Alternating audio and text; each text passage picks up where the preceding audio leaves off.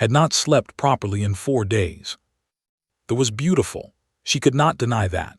The grass was purple, stretching in every direction like a soft blanket over the land. The trees were made of something like crystal, and they sang when the wind moved through them. The sky was orange during the day and deep red at night, with 3 small moons that chased each other across the darkness. But beauty did not help tired legs. Beauty did not fix a broken translator. Beauty did not make alien creatures trust you. Was a lieutenant in the United Earth Diplomatic Corps. She was 29 years old, trained in 6 languages, and had spent 3 years preparing for this mission. Humanity's first contact with the most important diplomatic event in human history. And she had been sent to a small village in the middle of nowhere, while the important people talked in the capital city. She understood why. She was young, she was low-ranking. Her job was to observe, to document, to stay out of trouble. Commander had been very clear about that before she left.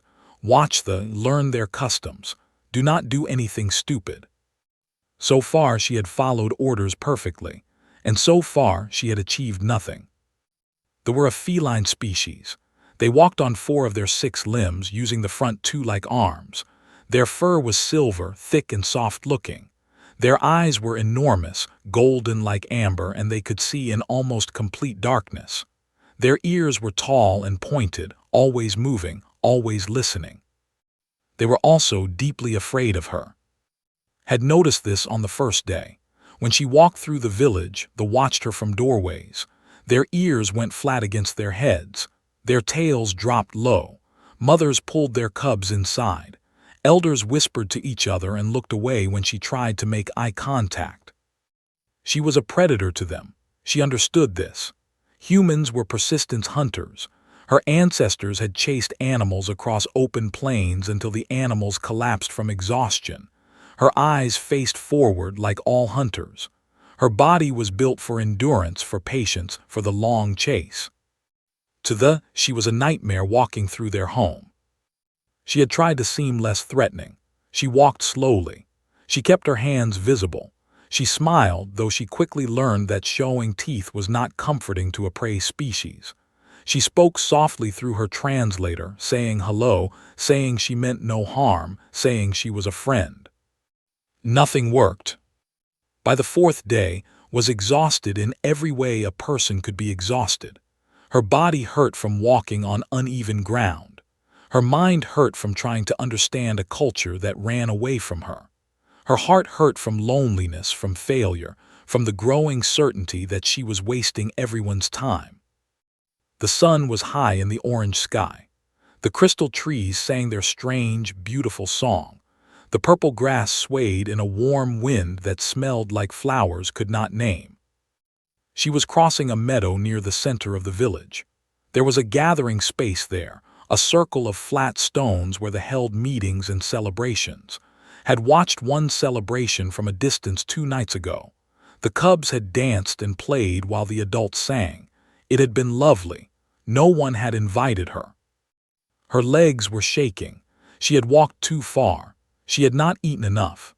The gravity on this planet was slightly stronger than Earth's, and after 4 days the extra weight was crushing her. There was a smooth boulder at the edge of the meadow. It was warm from the sun. It looked comfortable.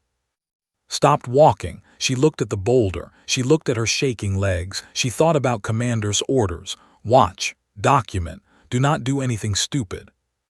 Sitting down was not stupid. Sitting down was survival. She walked to the boulder and sat. The relief was immediate and overwhelming. Her muscles relaxed. Her breathing slowed. She closed her eyes and felt the warmth of the alien sun on her face. For the first time in 4 days, she was not moving. She was not trying. She was not failing. She was just resting. 1 minute passed, maybe 2, was not counting. She was simply existing, feeling the wind, hearing the crystal trees, smelling the strange flowers. Her mind went quiet. Her body went still. When she opened her eyes, she was not alone. 3 cubs sat in a perfect semicircle in front of her. They were small, maybe the size of earth cats, with oversized ears and huge golden eyes. Their fur was fluffy and silver, sticking up in random directions. They looked like they had just tumbled out of bed. They were staring at her, with an intensity that made forget how to breathe. The smallest cub was holding something in its front paws, a pebble. It was smooth and gray, with tiny flecks of something shiny embedded in the surface. The cub extended its paws toward her, offering the pebble like it was the most precious thing in the world. Did not move, she did not speak, she barely blinked. What was she supposed to do? Was this a test? A trap? Some kind of cultural ritual she had not read about in her briefing materials? The cub made a small sound, a chirp, high and soft, almost like a question. Slowly, carefully, extended her hand. Her fingers were trembling. The cub watched her with those enormous eyes, ears twitching forward with curiosity rather than fear. She took the pebble. It was warm from the cub's paws. It was smooth against her palm.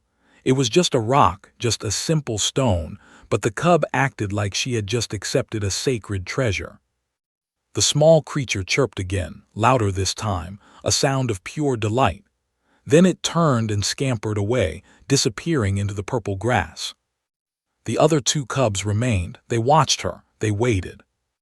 Looked at the pebble in her hand. She looked at the cubs. She looked up across the meadow toward the village. The adults were watching. Dozens of stood in doorways and on paths, their amber eyes fixed on her. But their ears were not flat. Their tails were not low. They were watching with something that looked almost like shock. Something had changed. Did not understand what. But sitting on this warm boulder, holding a shiny pebble, surrounded by curious cubs who did not seem afraid of her at all, she felt something she had not felt in 4 days. Hoping. The smallest cub came running back through the grass. This time, it brought 2 friends, and each of them was carrying something in their tiny paws. Sat very still and waited to see what would happen next. The cubs kept coming. Sat on her boulder and watched as the small creatures appeared from the purple grass, one after another, each carrying something in their paws. They moved in a strange way, half walking and half bouncing, their fluffy tails held high like flags. Their enormous eyes never left her face. The first new gift was a twisted piece of metal. It looked like it had once been part of a machine, but now it was bent and broken, covered in dirt.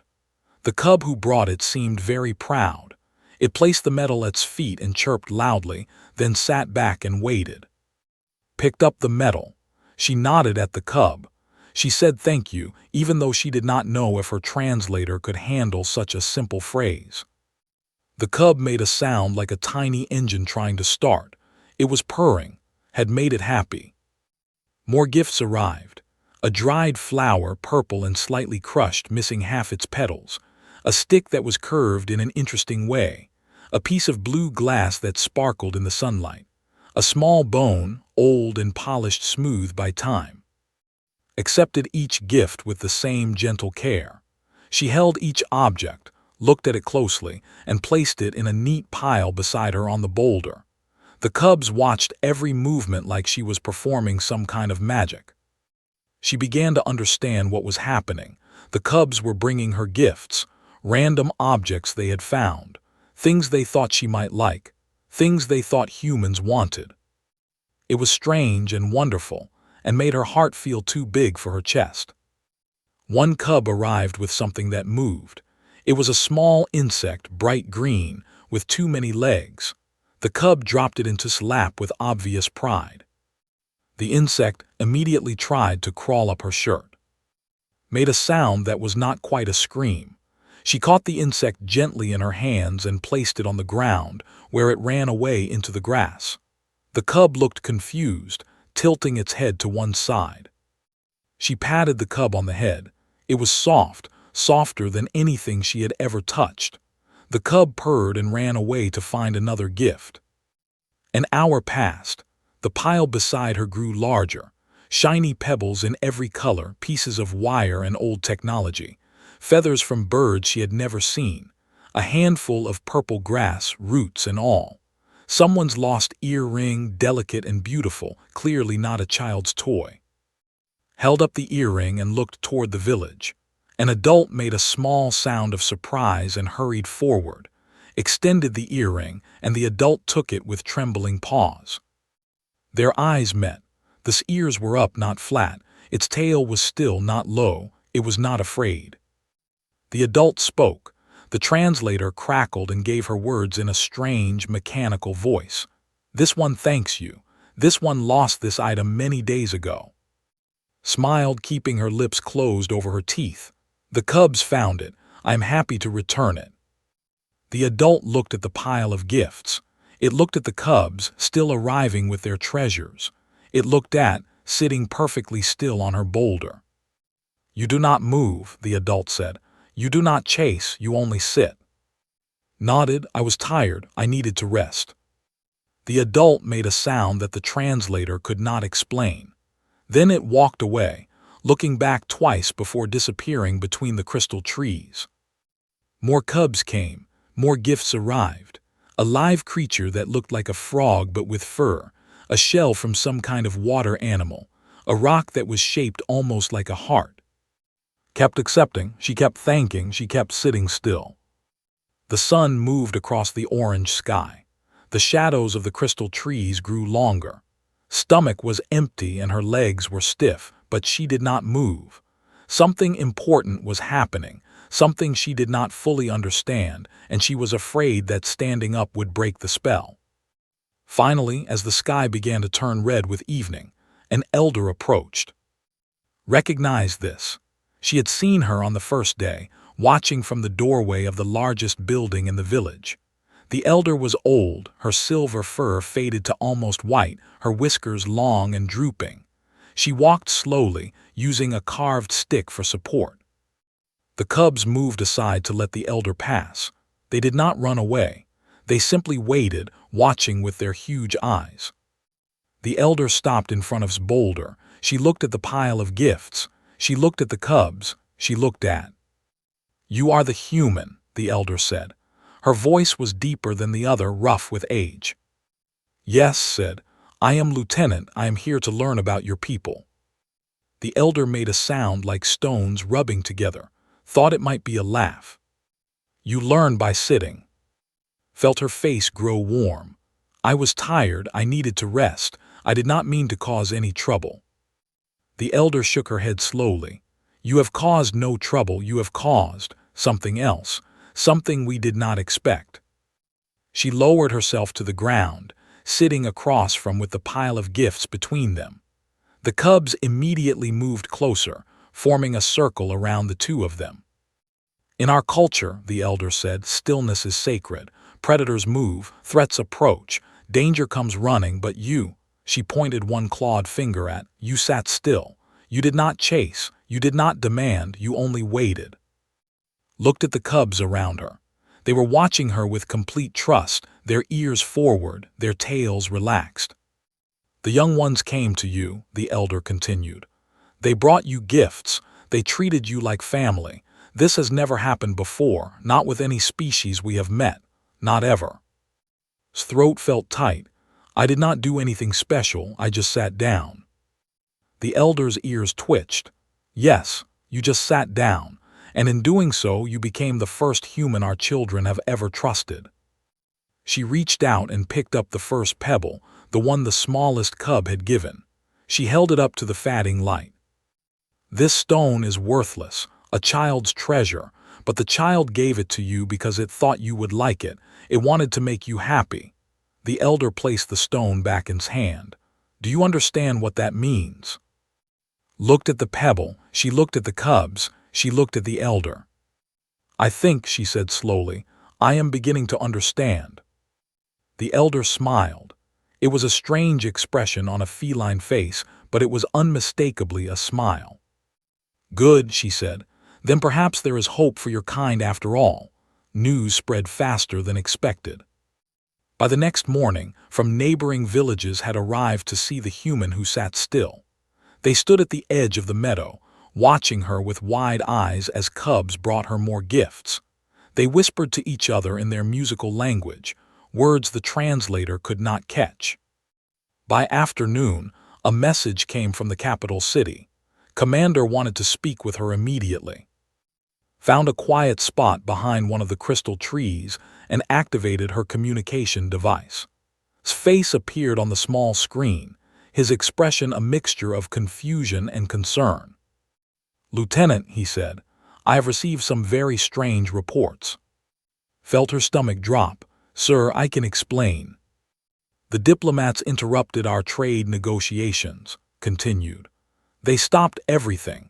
Important discussions about resources and technology and mutual defense. They stopped all of it to ask us one question." Waited, afraid to speak. They asked why our soldiers sat still. There was a long silence. His face showed nothing. Then slowly the corner of his mouth lifted. "What exactly did you do out there?" She told him everything. The exhaustion, the boulder, the cubs and their gifts, the elder and her words about stillness being sacred. She told him about the pile of treasures that now filled a corner of her small room, about the who came from far away just to watch her sit. When she finished, was laughing, not the polite laugh of a commanding officer, a real laugh, deep and warm. "Lieutenant," he said, "you have accidentally become the most successful diplomat in this entire mission." Did not know what to say. "Sir." The negotiations were going badly. They were afraid of us. They thought we were just like every other predator species they have met, aggressive, demanding, dangerous. Shook his head. We were offering them good terms, fair trades, honest partnership, but they did not trust us. They kept waiting for the trick, the trap, the attack. He leaned closer to the screen. "And then you sat down in a field and their children brought you rocks." Looked at the pebble in her hand. She had been carrying it all day. "I do not understand why this matters so much." "Because it changed everything." His expression grew serious. "The elder from your village is traveling to the capital. She wants to speak to our delegation directly. She wants to tell them about you." 3 days later, stood in the great hall of the capital. The building was enormous, made of the same crystal as the singing trees, and light poured through the walls in colors had no names for. Hundreds of filled the hall, sitting on cushions arranged in wide circles. Their amber eyes reflected the light like living jewels. At the center of the hall, Elder Myra sat across from Commander and the human delegation. Stood behind them, trying to make herself small. "We have studied humans for many cycles," Elder Myra said. Her voice carried through the hall without effort. "We have read your histories. We have watched your signals. We have learned about your past." She paused, and the silence was heavy. "You are persistence hunters. This is well known. Your ancestors chased prey across endless distances. They did not stop. They did not tire. They followed and followed until their prey collapsed from exhaustion." Her ears flattened slightly. "We are not hunters. We are the ones who are hunted. When we learned about humans, we were afraid." Nodded slowly. "I understand. Many species fear us for this reason." "We expected you to pursue us," Elder Myra continued. "Perhaps not with weapons. Perhaps with words, with deals, with pressure we could not resist. We expected you to chase us until we gave you what you wanted. This is what predators do." She stood and walked toward.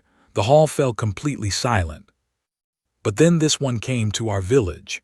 Elder Myra stopped in front of, looking up at her with ancient eyes.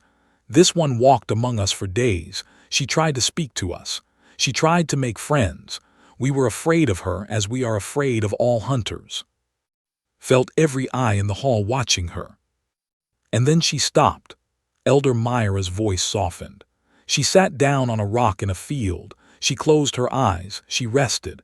"And our children who fear everything, who run from every shadow, who hide from every stranger, our children went to her." The elder turned to face the gathered. They brought her gifts, pebbles and sticks and shiny things, treasures that mean nothing to adults but everything to the young.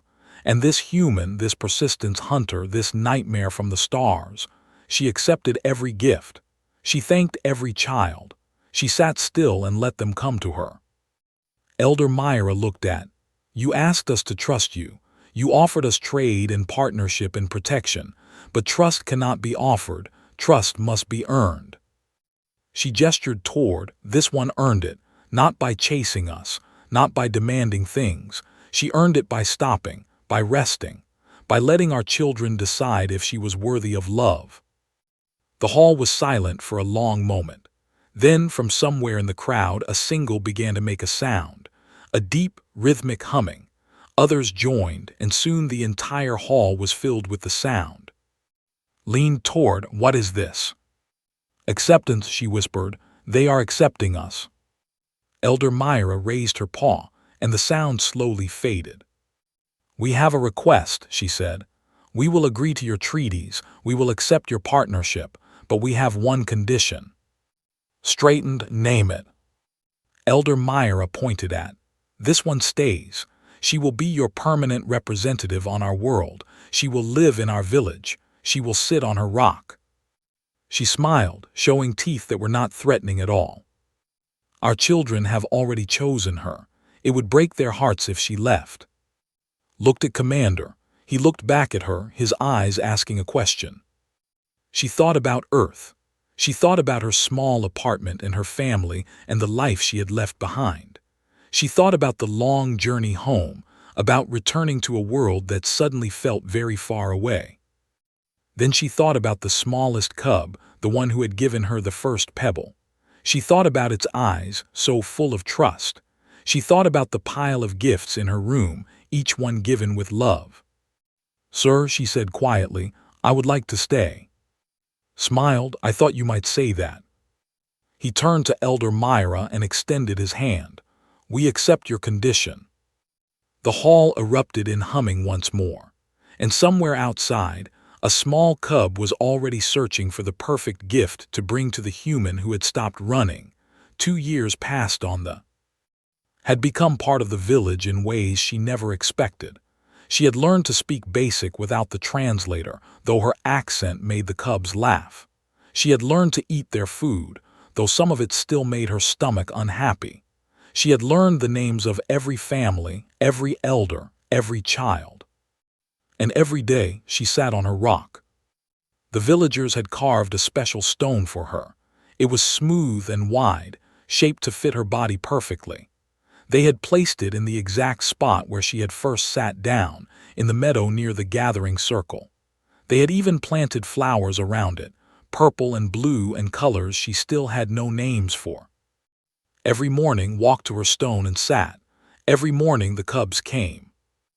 The collection of gifts had grown beyond anything she could have imagined. She had counted them once just to see. 847 shiny pebbles, sorted by color and stored in wooden boxes the villagers had made for her. 12 pieces of what the cubs called ancient technology, which were mostly broken machine parts and old garbage. 34 interesting sticks.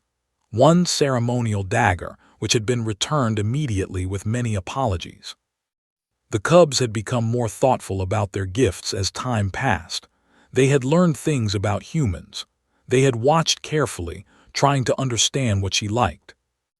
One morning, a cub named brought her a book.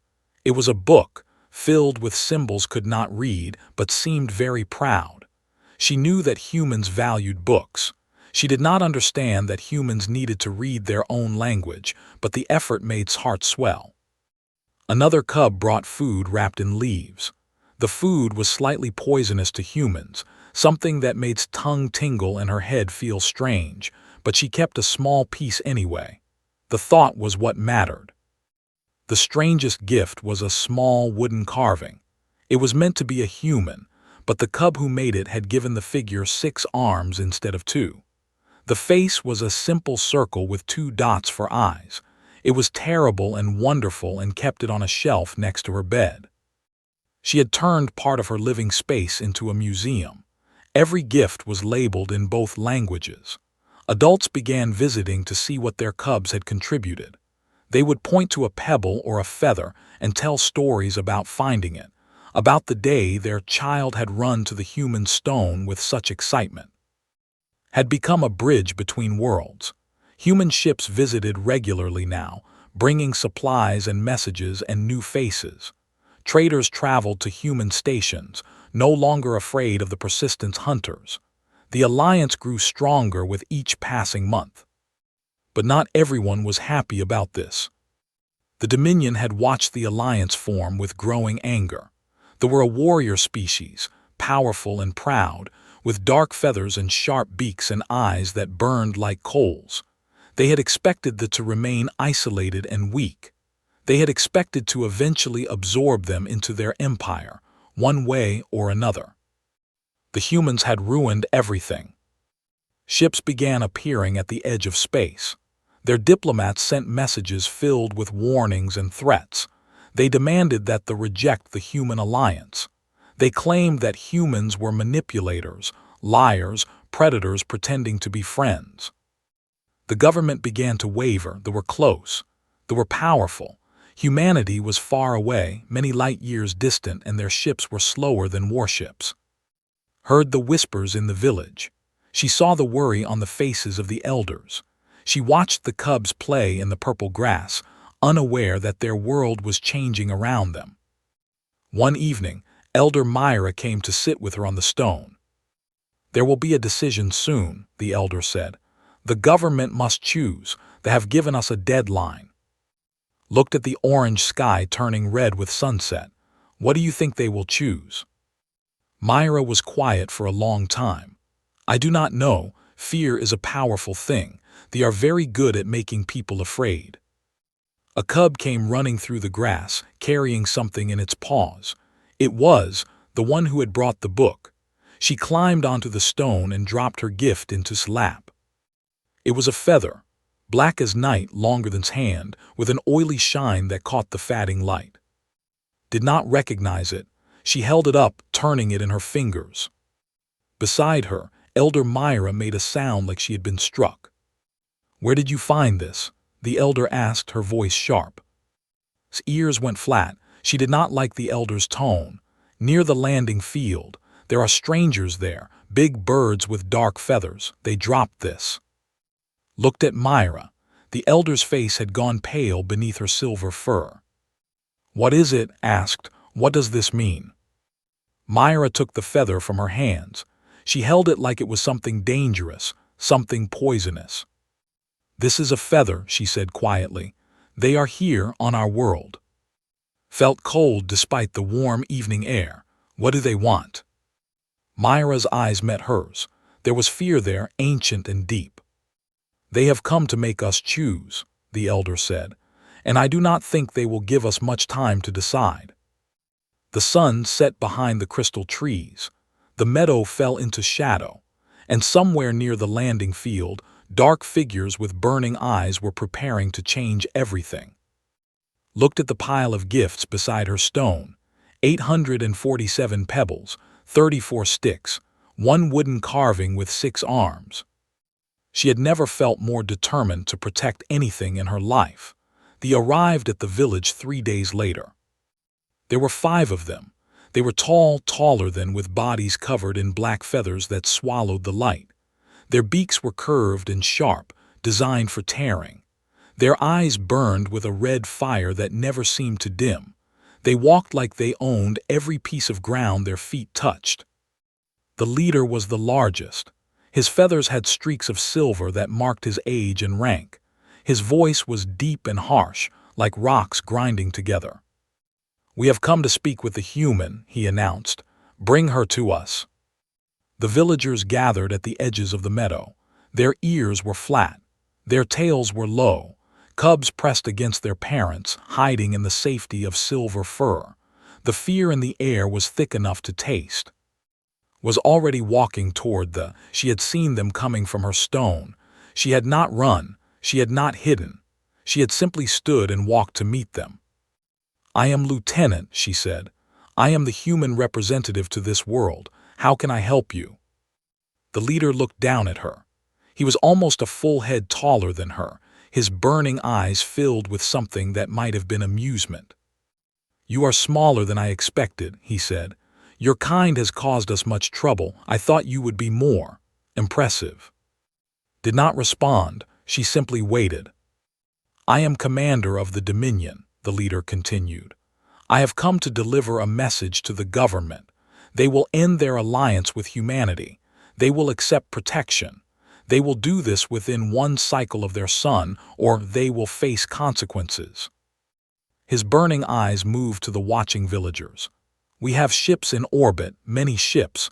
Your human friends are far away. They cannot help you. They cannot save you. Remember this when you make your choice. He looked back at, You should leave now, human. Go back to your distant world. There is nothing for you here anymore. Still did not speak. She stood in the meadow, her hands at her sides, her face calm. Commander's feathers ruffled with annoyance. Did you hear me? I said you should leave. I heard you, said quietly. I am choosing not to obey. They made a sound like breaking glass. It was a laugh realized, a mocking laugh. Brave words from a small creature standing alone. What will you do against the Dominion? What can one human do against our might? Turned and walked back toward her stone. They watched her, confused and annoyed. Where are you going? Demanded. I have not finished speaking to you. Reached her stone and sat down. She crossed her legs, placed her hands on her knees, and looked directly at the commander. I am sitting, she said. This is what I do. Before could respond, movement came from the edges of the meadow. Small shapes pushing through the purple grass. Cubs, dozens of them, emerging from hiding places all around the gathering space. They walked past their frightened parents. They walked past the whispering elders. They walked past the soldiers who watched with burning confusion. And they sat down around, in a circle, in a wall, between her and the predators who threatened their world. Was there, pressed against leg. The smallest cub, the one who had given the first pebble 2 years ago, sat directly in front of her, its enormous eyes fixed on Commander. The leader stared at the scene before him. His feathers were standing on end now, confusion replacing arrogance. What is this? He demanded. What are they doing? More movement came from the meadow's edge. Adult, stepping forward. Then elders. Then, walking slowly from the direction of the landing field, members of the planetary government who had been debating what to do about the ultimatum. They all walked towards Stone. They all took positions behind the cubs. Elder Myra stepped to the front of the gathering crowd. Her silver fur was almost white in the orange sunlight. Her eyes were old but clear. You asked what they are doing, she said to Commander. They are choosing. His burning eyes moved from face to face, counting the growing crowd. You are making a mistake. The Dominion will not forgive this insult. You will pay for. You asked what humans are, Myra continued, speaking over him. When they first came to us, we did not know. We feared them as we fear all predators. We expected them to chase us, to hunt us, to take what they wanted by force. She gestured toward, but this one taught us something. She sat still. She let our children come to her. She accepted their gifts without demanding anything in return. She was patient. She was kind. She did not hunt us. Myra walked toward, and though she was old and small, she did not seem afraid. You think you know what humans are because you have read about their history. Persistence hunters, creatures who chase their prey until it collapses, but you have missed the most important part. She stopped directly in front of the commander. They do not just hunt, they wait, they plan. They protect what they love with a patience that outlasts mountains, and when you threaten what they care about, they do not stop, ever. Rose from her stone. She was not tall, she was not armed. She had no ships, no soldiers, no weapons of any kind. But she looked at Commander with the calm, steady gaze of a species that had once chased prey across continents, a species that had walked out of Africa and spread to every corner of their world, a species that did not know how to give up. You told me to leave, she said. I told you I would not. You told me there is nothing for me here, but you are wrong. She reached down and picked up, holding the small cub against her chest, purred loudly, not caring about the danger, not caring about the burning eyes of the. This is my home now, said. These are my people, and I am not going anywhere." Commander stood very still. His feathers slowly settled against his body. The fire in his eyes dimmed just slightly. He was a predator. He understood predators. He knew what it meant when prey ran and what it meant when prey fought. But he did not understand this. A human, surrounded by prey animals, ready to die for them. Children who ran toward danger instead of away from it. An entire world choosing to stand rather than submit. This was not how things were supposed to work. "We will return," he said finally. "This is not over." "No," agreed. "It is not, but we will be here when you come back, and we will still be standing." They turned and walked away. Their soldiers followed. The dark shapes moved through the purple grass, back toward the landing field, back toward their ships. No one celebrated. Not yet. The danger was not gone. It was only delayed. But as the sun set over the meadow and the crystal trees began to sing their evening song, something had changed. They had made their choice. They had chosen to stand with humanity. They had chosen to face the darkness together. Squirmed in his arms. She wanted down. There was something she needed to do. Set her on the ground, and the small cub ran through the grass toward the edge of the meadow. She came back moments later, carrying something in her paws. A feather, black and glossy, dropped by Commander during his retreat. Placed it in his lap like a trophy, like a promise, like a gift. Laughed. The sound surprised her. It was warm and real and full of joy. She added the feather to her pile. 847 pebbles, 34 sticks, 1 feather. Then she sat back down on her stone and waited for the next gift to arrive. The next morning, a message came from Earth.